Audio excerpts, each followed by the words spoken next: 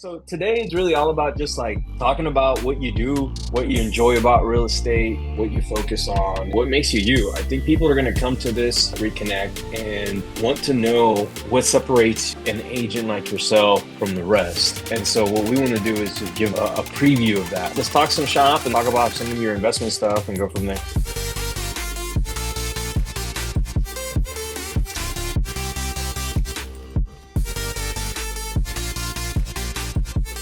Where do you see real estate going right now with all of the changes that we have going on? And what's your take on all of this? My initial take was like fearless, right? Like we've experienced change so much. And since I jumped into real estate, I feel like there was maybe 2 years of normal, 3 years of normal at the most, where it still wasn't normal. It was still pretty crazy out there.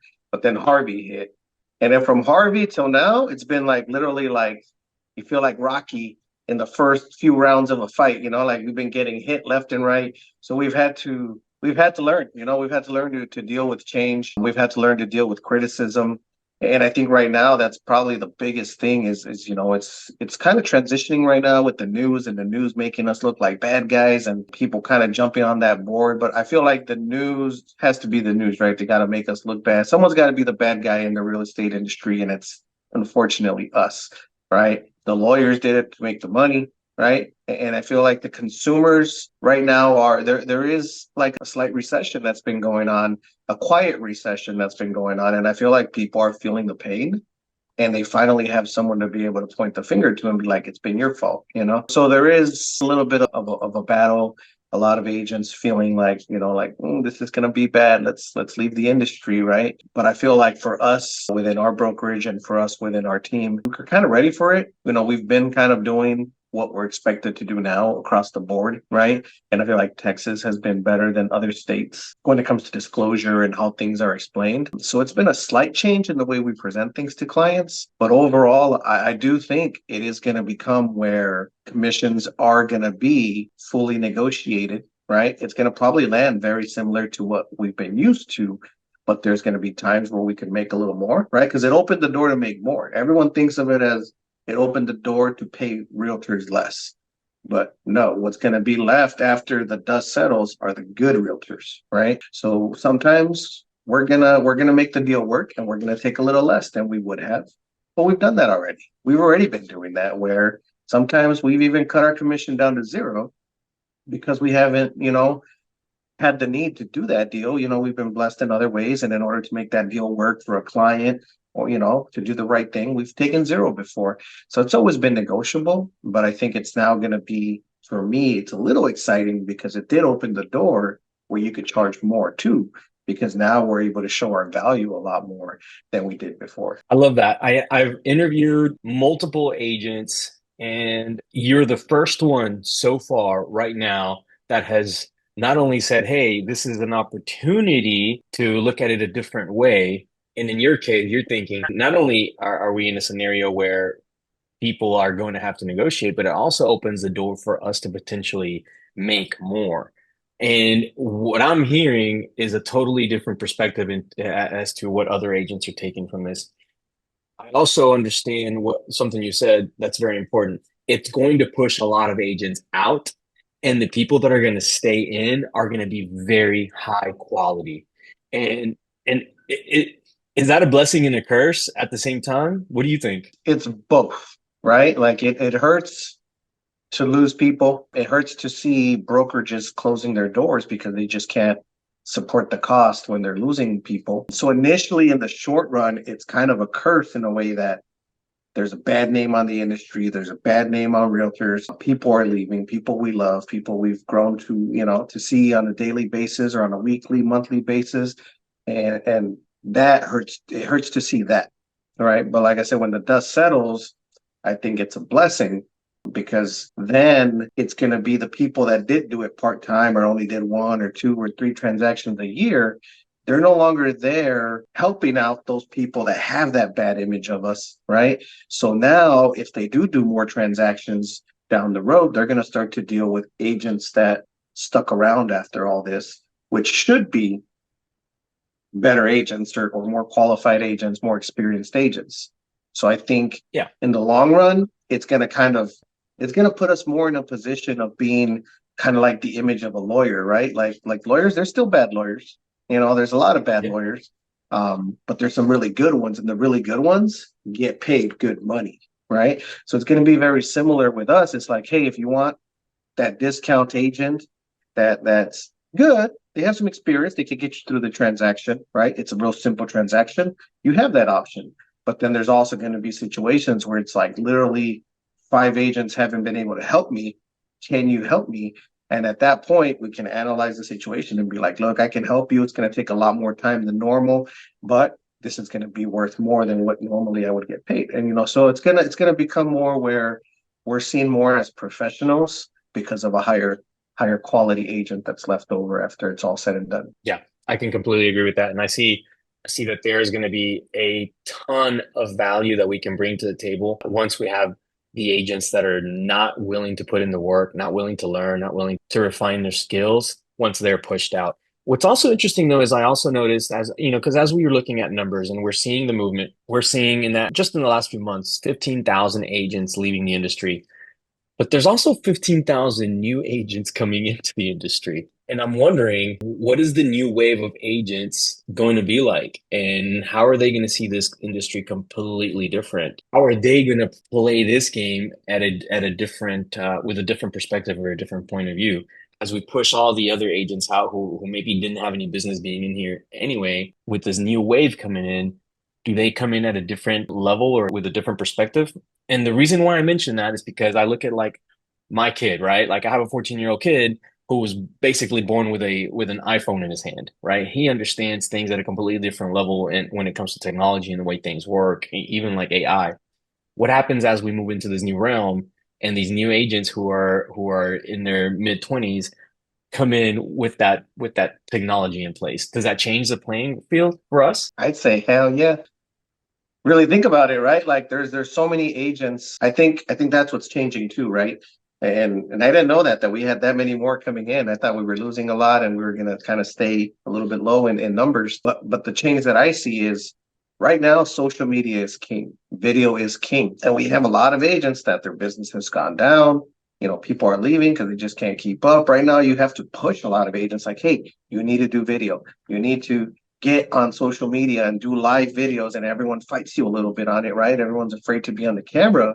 And now you have this new age, like they're coming in young. They're coming in at 18, 19, which is kind of crazy, but it's kind of cool, right? So there's that difference is they're coming in 18, 19, and they've been their whole life, they've been recording video just of their eating Cheerios or eating what like to them. Their regular life is entertaining, but that's what's capturing people right now, right? So I feel like this new brand of agent is pushing you to either step up your game as someone who's already a little bit older, right? And it wasn't used to doing that every day. So I think that's gonna be the battleground. It's just almost gonna be like having a computer versus not having a computer. If you don't have a computer, you're not gonna compete in this. Now it's gonna be if you don't record yourself like talking and just living your regular life and connecting with people, you're not gonna be in the game. Maybe we'll be able to retire before that becomes like 100% the thing, right? That's the goal. But that's a difference. The other difference I see is a lot of current agents did this as like they left a corporate job and now this is like their end of life career or what they stepped into for the rest of their life. So they came with an employee mentality, right? And that's why we're seeing people leave because they're having to work for it now. This has made us step up where we're having to go back and do things that are considered work, right? It's not easy. You're having to go back and host open houses where nobody might show up, right? But then you have this new age agent that's coming in, and this is literally their first job, second job, and they're coming in with like, this is my job. I'm working this, that passion, that aggressiveness. So it's literally someone that has like an entrepreneur mindset coming into this. So it's like treating it like a business versus the people who have been in the business already who are treating it like it's just like they're an employee and it's a different mindset. And this younger generation, I feel like has that entrepreneur mindset and they're gonna take over if we don't keep up. I feel like. Love it. And I think it's something that we need. We need that young crowd to come in. And by the way, we're not that much older than these guys. Caesar, don't No, don't don't not at date all. us that Not much. at all. Hey, Experience so wise, so maturity wise. if you were coming into the industry right now, if this was your first year, I mean, what I'm thinking is, you've been doing this for a little while with us now, and I feel like you've gone through a lot. You have a ton of experience. You're one of our highest performing agents. What would you tell a new agent coming into the industry right now to guide them in the right direction? How would you have changed things? What would you have said to yourself looking back and if you were coming into the industry right now? So what's funny is we're having to do that to ourselves right now, right? Like I'm having to take a step back and say, okay, you've been comfortable, but you can't be comfortable no more, right? Because if you want to keep producing the same results, you got to step back and do things that you weren't doing before. So I've had to kind of take a step back, and I'm still doing that to this day, right? If we don't think that way, then we're never gonna get better, and we're gonna crash and die at some point, right? We gotta keep going forward all the time. So what I would say is initially, especially if someone's coming into this brand new, they need to jump on social media. They need to create communities, create groups, jump into groups, consistently post. But not only that, like be active, non-combative, right? That's important. Be non-combative when you're out on the online world. You got to be aggressive when it comes to it, right? But you also got to show up places in person so that as people are like, "Hey, I saw you on social media." Now you showed up to the local networking event and they're like, "Hey, I know you, but I've never met you, but somehow I know you." So I'd say they just need to launch a wide net and see what works, right? When they're young, especially if they have like they're living at home or they're not really deep into like life of bills and kids and everything, they have the opportunity to like really like jump into this career and immerse themselves in it, host open houses, make phone calls, knock on doors, go to investment trainings. Investment trainings is probably the number one thing you can do because for me, if it wasn't for the investment side of the business, the retail side might have not sustained me this entire time. There's times where the retail side has slowed down. And if it wasn't for the money I made on the investment side that allowed me to keep paying my bills, I might have had to step back and go back to a corporate job. Right. So I feel like now that they're young or even if they're just new and you could be 40 and you're still young, in my opinion. Right. So even if you're new to the industry, you're young in the industry, really try to find a way to jump into the investment side, even if it's, something like wholesaling. Wholesaling seems to be like the number one thing that's easiest to get into because it's all a numbers game, making calls, trying to lock up contracts, and you don't really need a lot of money to do it. But that's a skill you can't get taken away. So I would say jump into the investment side and learn the whole spectrum: wholesaling, flipping, build from the ground up. Obviously, there's a progression to it, but immerse yourselves in knowledge. Don't spend 10, 15, $20,000 on that knowledge. That's not necessary.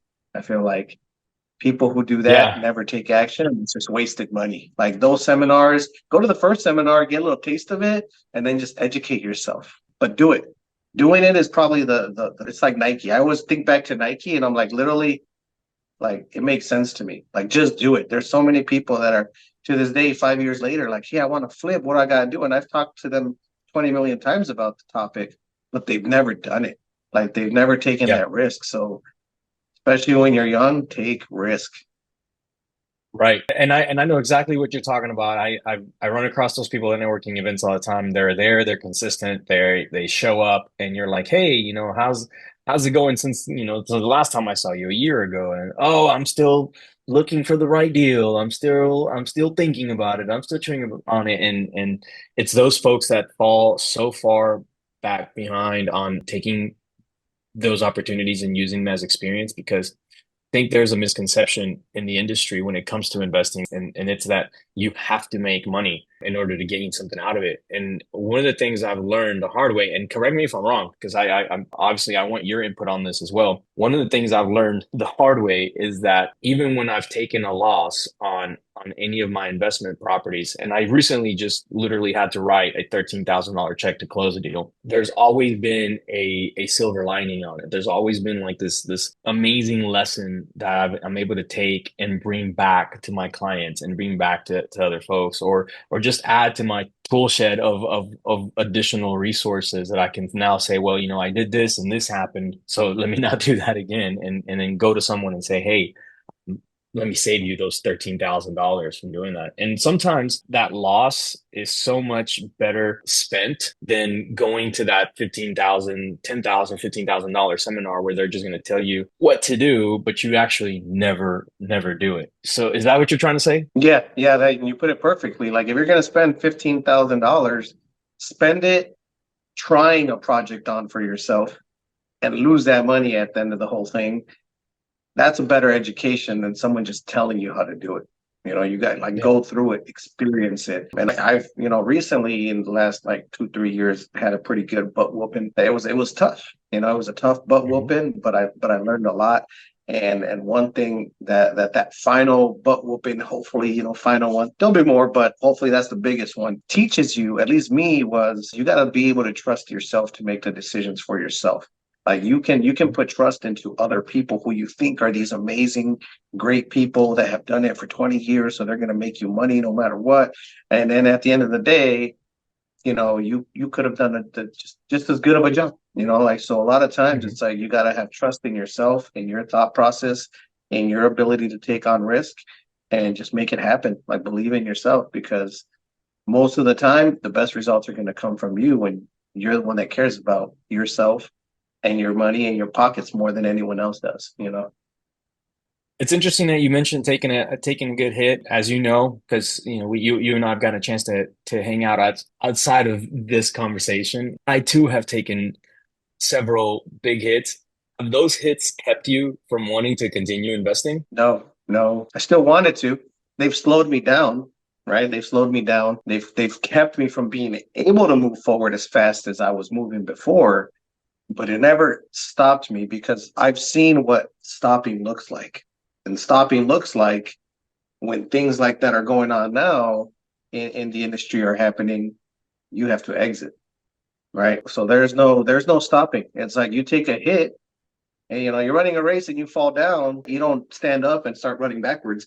Like you get up and you keep moving forward. You keep running because if not, there's no way you're going to ever finish that race. So that's the way I relate it is you just keep moving forward. It never made me want to stop. It hurt my feelings maybe, like or hurt my pride, and it does make you kind of clam up a little bit like, oh, like, but then you get over it. You pick up your pants and you keep running. If it wasn't for that mindset, then I might not be in the industry anymore. Yeah, I completely agree. And so you said something that was really key and important to the people that are going to show up to our upcoming event where you and I are going to be part of the panel this time. You said, had I not been doing investments, I might not be able to still be in this industry. So for the agents that are going to show up, for the realtors that are going to show up who have never done an investment, but really want to and really want to be able to say the exact same thing that you just said, what is a good solid piece of advice or a baby step that they can start doing today to help them get there? For me, what I've seen that kind of helps it click into people's heads a little bit more is it's one to know the basic formulas that investors use, right? So you have to go to like a class, like we host classes sometimes that go over kind of like the basic formula that investors look for, right? And understand that formula.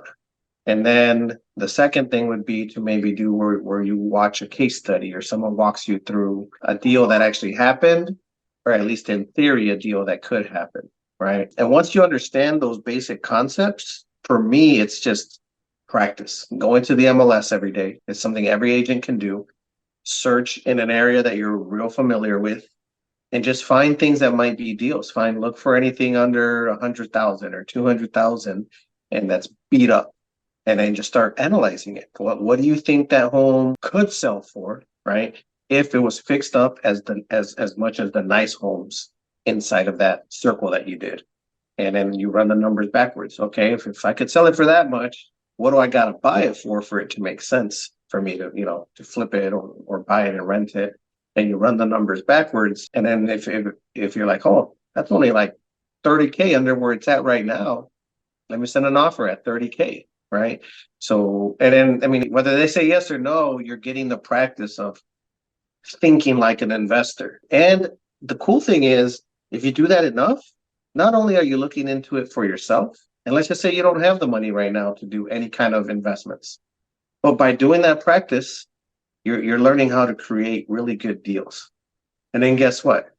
you can start to look at that property and reach out to investor A, B, or C that you know and be like, hey, I have a really good house that I think would be a great deal. These are the numbers. Does that interest you? And then if they say, yeah, that will sound great, then you can go and make the offer, lock it up, and wholesale it to that investor. Or you could represent that investor by putting in an offer for them. Then they buy it, they flip it, they put you as the listing agent.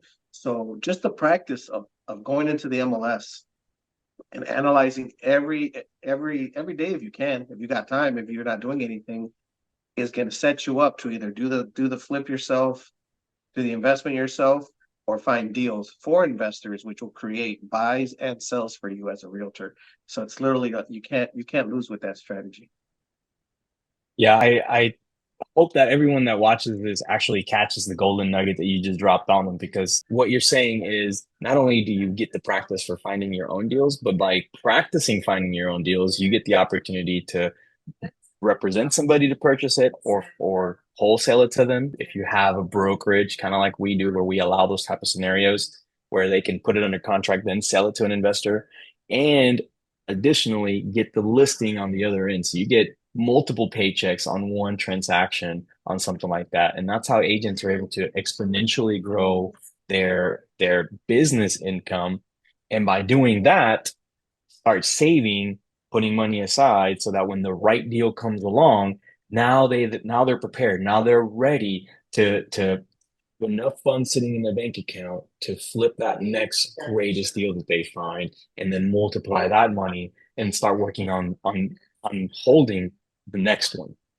So Yep. everything has a step-by-step process, but it literally starts with what you just said, Caesar. Understanding the numbers, which is a class that you take that either you can take with us or you can find it anywhere else out there, and then literally running it on a daily basis, running numbers on potential deals until you find something that works. Is it truly that simple, or is there anything else an agent can be doing right now to take action? I really feel like it's that simple. It's that simple. So that's one. If you're not good at math, you better take some courses and get better at math. Same thing, practice math. It's crazy how many people are not, like people hate math, and I love math. Yeah. And maybe that's what makes it easy for me, right?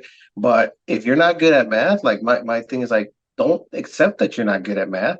Like if you want to hustle and you want to work hard and you want to make it in this industry, take a class, get better. Yeah. For me, A if you can get spreadsheet up to class, like right? basic. How awesome are Yeah. spreadsheets? Spreadsheet class, if you can get up to like basic algebra, nothing more than algebra one, and you're good, so like that, you don't need geometry and all that other kind of stuff, like algebra, because you're figuring out like what percentage is missing. So that's as high as it gets. So like take some classes. Who cares if you're not good at math now? Find a way to get a little bit better, right? And the other thing is having a mindset of always looking. I call it always digging for gold. And I've done this since I was in corporate retail, is like, how can you turn every interaction, everything you do, every practice you're doing into something?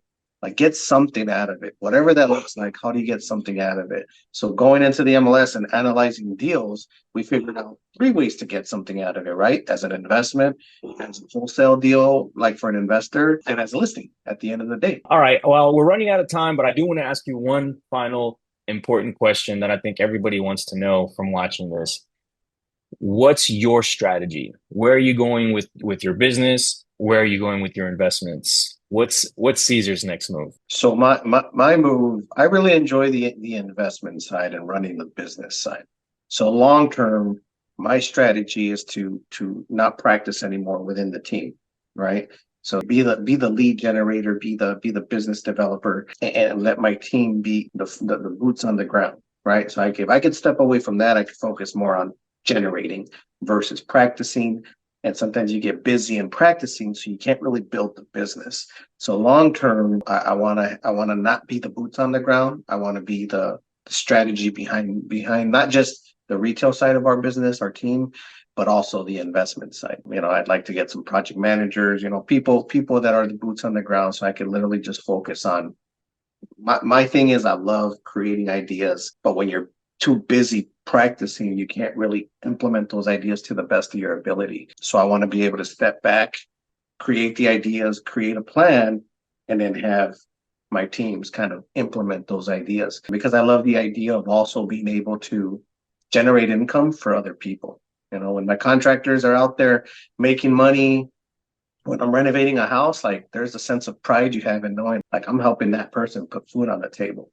And if I could do that for more people, that's kind of what I want the long term to be is create a legacy of sustaining not just yourself, but sustaining other families as well. That's kind of what I look for in the long run. It's interesting that you mentioned that, considering that those are the things that we stand for here. It's building a business, it's building a portfolio, it's creating a legacy. And if you are doing that consistently, not only do you get a chance to help other people, help agents who are starting in their career, help them develop their business. You're helping contractors with putting food on the table for their families. You're creating opportunities for people to find a place to live that's been well rehabbed, and you're turning the ugliest house in the neighborhood into the prettiest and nicest one. There's so many things that you can do when you're contributing positively in this industry. And like you said, at the same time, so rewarding. Well, with that said, any final thoughts that you may want to throw out? What is like the main reason why anyone and everyone who's watching this video should come out to our next Reconnect? For everyone out there, the number one reason you should come to Reconnect is because you don't know everything. I personally am really looking forward to hear Nicole Mejia speak. You know, even if I wasn't on the panel, like I'd be there because I've followed her on YouTube. You know, I've watched what she has to say. So to see her in person and kind of get those golden nuggets from her, I feel can help me elevate a part of my business that isn't a big part of my business yet, right? So I think in general, we don't know everything. We got to be able to kind of like take our know-it-all hat off and just go into it knowing like I'm about to go to this event. I'm going to learn something I didn't know. And if I take away even just one thing that helps me get one or two more sales throughout every year moving forward, that's one or two more sales that I got just by going to this one training.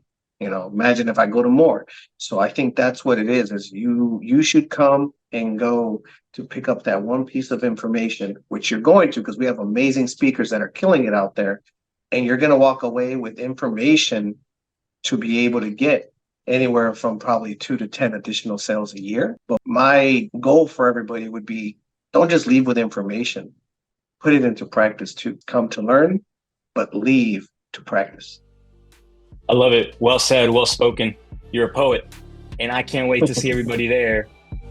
Reconnect, learning, taking those golden nuggets and implementing them. Thank you so much for being on here with me, Cesar. I really enjoyed our conversation. I feel like we've covered a huge spectrum, and hopefully whoever watches this also takes some golden nuggets from this as well. So thanks again, man, and we will see you next time.